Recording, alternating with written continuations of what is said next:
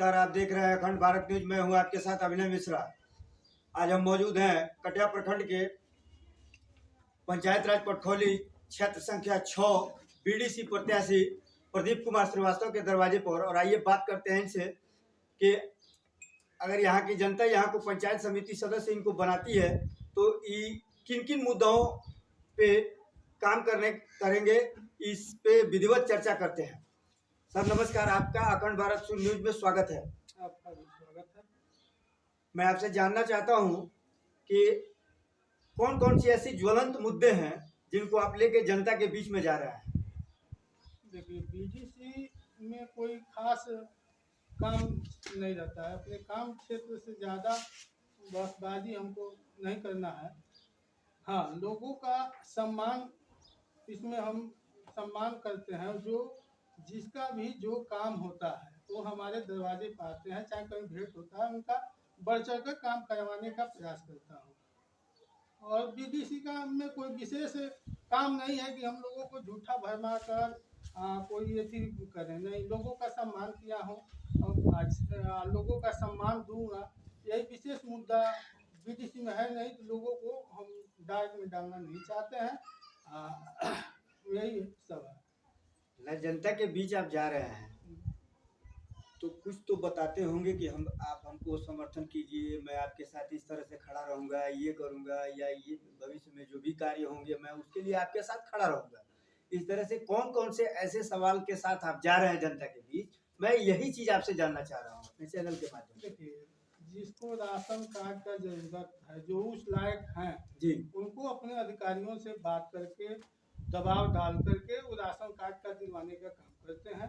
जो उसके लायक हैं राशन कार्ड करेंगे। हाँ, करते हैं। उसके बाद वृद्धा पेंशन वाला काम जो है अपने स्तर से काम कराते हैं जो है।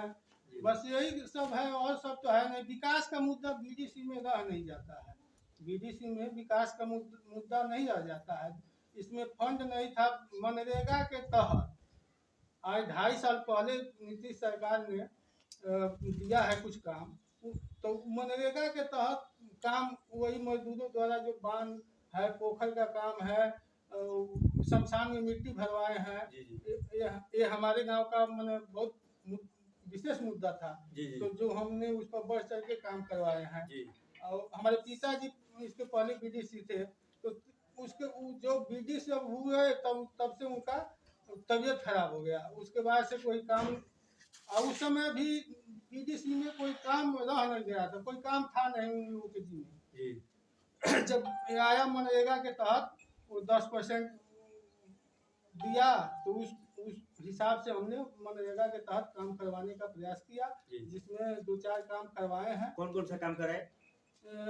पोखर झरवाए हैं, जो गरीबों को रोजी रोटी देने का काम हुआ है। उसके बाद से सड़क है, वो वही टोला पर निकलता है सड़क, उसमें रोड का काम करवाए हैं, जो सरपंच साहब के दरवाजे होके जाता है, घूमी टोला को जोड़ता है। मिट्टीकरण या ईटीकरण? मिट्टीकरण। उसके बाद से एक शमशान घाट में मिट्टी भरवाने का काम किया। इसी साल का योजना है, तो वो अभी अधूरा रह गया है। तब तक आचार संहिता लग गया, उसमें विशेष कुछ काम नहीं हुआ। मिट्टी उट्टी का काम हुआ है। बस यही सब है, और तो कुछ है नहीं कि ज्यादा। इसी तरह से मैं जानना चाहता हूँ कि अगर फिर आपको जनता यहाँ की पंचायत समिति सदस्य चुनती है तो आने वाले समय में आपके पास, मैं मानता हूँ कि ये फंड नहीं है, योजना नहीं है, लेकिन आप अनुशंसा करके कौन कौन सी ऐसी समस्या है जिसको अनुशंसा करके ब्लॉक वीडियो के माध्यम से, प्रमुख के माध्यम से, एमएलए के माध्यम से किसी से आप अनुशंसा तो करवा सकते हैं। तो ऐसे ऐसे कौन कौन सी समस्याएं हैं जिनको लेके आप जनता के बीच जा रहे हैं? देखिए, जब हम इस बार आगे आएंगे तो इसमें अपने स्तर से जो भी काम होगा, क्षेत्र में विकास वाला काम है, वो अपने स्तर से वो बात करके उसको काम करवाने का प्रयास करेंगे। हाँ, हमको विशेष मुद्दा लेकर नहीं जाना है। बीडीसी में विशेष रह नहीं जाता है कुछ, कि हम फिर जो बोलता है वो झूठा बोलता है, वो अपने कार्य क्षेत्र के विषय में नहीं जानता है। क्योंकि हमारा परिवार रह चुका है, हम उसके जान चुके हैं कि इतना ही हमसे हो पाएगा, उसी हिसाब से हम काम करते हैं। नहीं, ये तो बहुत अच्छी बात है कि जो हमसे हो संभव हो वही बात हम करें। हाँ वही हम ये तो अच्छी बात है। हम जनता को डायरेक्ट में डालने वाली काम हम नहीं करते हैं। उस बात भी जो चूंकि हम अपना कार्य क्षेत्र जान चुके हैं, इसी हिसाब से हम उसी हिसाब से काम करते हैं। जो भी क्षेत्र में विकास का काम अवरुद्ध है उसको आगे काम करवाने का प्रयास करेंगे। जिस स्तर से होगा बढ़ चढ़ के हिस्सा लेंगे, काम करवाएंगे। बस यही है और कुछ तो है नहीं। दूसरी चीज है कि इस समय एक नीतीश कुमार जी के द्वारा बहुत ही महत्वपूर्ण योजना चलाई जा रही है, प्रदूषण नियंत्रण को लेकर जल जीवन हरियाली के माध्यम से। उस योजना को कैसे देखते हैं और उस संबंध में आप अपने माध्यम से कि किस तरह के वृक्षारोपण या आगे आने वाले समय में क्षेत्र की जनता से क्या कोई अपील करना चाहेंगे?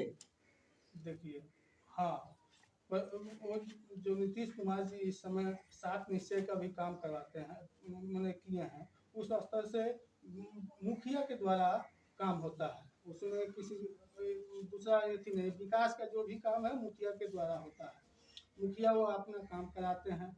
अच्छा, मनरेगा के तहत जल संचय वाला व्यवस्था जो है उसका हमने भी काम करवाए हैं। जो कई तालाब था जो उसका जीर्णोद्धार कराए हैं।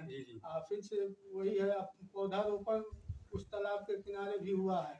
बस यही सब तो है और ज़्यादा है नहीं कि ज़्यादा बसबाजी करने से तो कोई है। पब्लिक को डायरेक्ट में नहीं डालना है, वो अपने कार्य क्षेत्र हमको बताना है कि इतना ही सीमित है। हाँ, इसमें जो लोग आते हैं हमारे पास उनको सम्मान देता हूँ। जल जीवन हरियाली के माध्यम से मैं ये जानना चाहता हूँ कि जल जीवन हरियाली में वृक्ष जो है इस समाज को सुरक्षित हवा, ऑक्सीजन तो सबको चाहिए, तो उस परिस्थिति में ऑक्सीजन बहुत जरूरी है। इसलिए ऑक्सीजन सबसे ज्यादा ऑक्सीजन देने का काम अगर माध्यम कोई है तो वह वृक्ष है। तो लगातार ये देखने को मिलता है कि लोग वृक्ष काटते जा रहे हैं और वृक्ष लगाने का काम नहीं कर रहे हैं।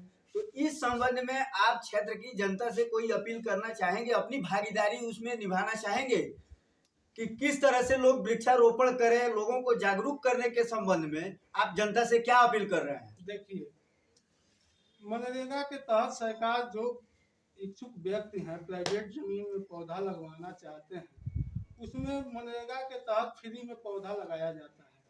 जो इच्छुक व्यक्ति हैं जिनके पास खाली प्लॉट है लगवाएं और इसमें भागीदारी दें जल जीवन हरियाली में।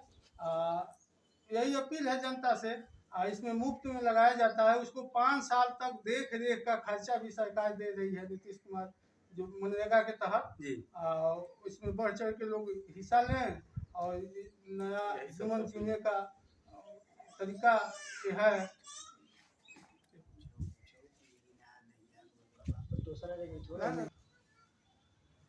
मैं जानना चाहता हूँ कि जल जीवन हरियाली के माध्यम से क्या आपने वृक्षारोपण करने का काम किया है? दूसरों को जागरूक करके किस तरह से वृक्षारोपण का कार्य करवाने का काम किया है? दोनों पर प्रकाश डालिए और कितने वृक्ष लगवाए? हम अपने स्तर से 1000 पौधा का वृक्षारोपण करवाए हैं। लोगों को भी जागरूक किए हैं। जिसके पास प्लॉट है उसको बढ़ चढ़ के काम किए हैं, वो भी लगवाने का प्रयास हुआ है, उनका लगा भी है।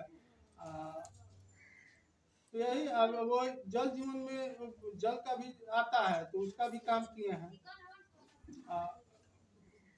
जल संचय वाला भी काम हुआ है, पोखरा वाला, बस यही सब है, दूसरा कुछ विशेष नहीं। चलिए, अखंड भारत न्यूज़ से बात करने के लिए बहुत बहुत धन्यवाद आपका।